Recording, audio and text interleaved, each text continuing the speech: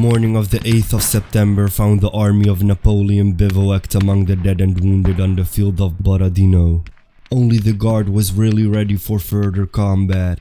The corpse of his commanders Davout and Ney were terribly cut up. The 17th, 30th and 106th regiments were nearly destroyed. The cavalry, which had to compensate for Napoleon's comparative weakness in infantry, had suffered fearfully.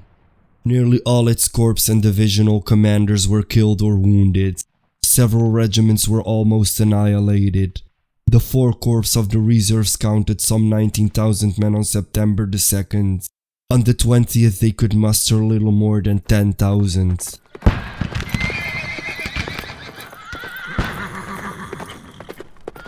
Thousands of horses had been killed, and there was no present possibility of being able to replace them, while the wounded animals were mostly doomed to perish from lack of forage and proper care. The cavalry of the guard alone was in a state for serious combat. The fate of the wounded was horrible. Means of every kind for tending them were lacking. Unfortunate were those whose end was hastened by the incurable nature of their herds, or thirst and starvation.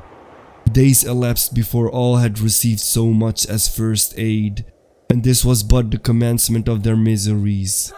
The great monastery of Koletskoye in the Russian capital became the principal hospital, and in its buildings the victims of Borodino were huddled literally in heaps, without beds even of straw, without food or fire, and without a tenth of the medical aid that was needed. Some of the wounded officers were able to buy food at enormous prices from the convoys which passed these dens of horror. But for the unhappy rank and file, who possessed little or no money, there was no hope. Sanitation there was none, and the unfortunate beings died in the thousands, amid filth, pestilence and neglect. It was said that in one hospital a dead officer was found, who in the agonies of starvation had devoured his own arm to the bone. It is a painful task even to touch upon these sickening details, but to fail to do so is to neglect the primary duty of an historian. Thank you for watching.